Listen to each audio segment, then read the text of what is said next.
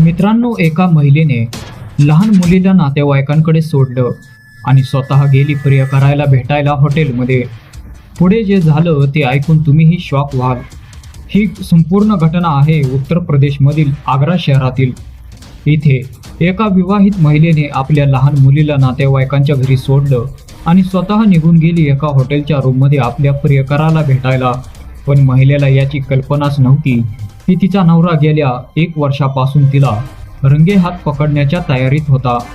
आणि अखेर तो दिवस आला.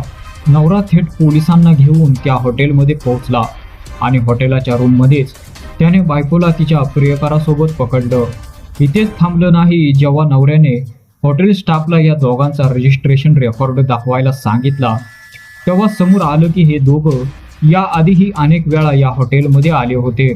आता प्रश्न हाच आहे, नात्यांमधला विश्वास राहिलाच कुठे? आणि एक आई आपल्या जबाबदारीला विसरून असं पाऊल का उचलते? या संपूर्ण प्रकरणावर तुमचं काय मत आहे ते कमेंटमध्ये नक्की सांगा.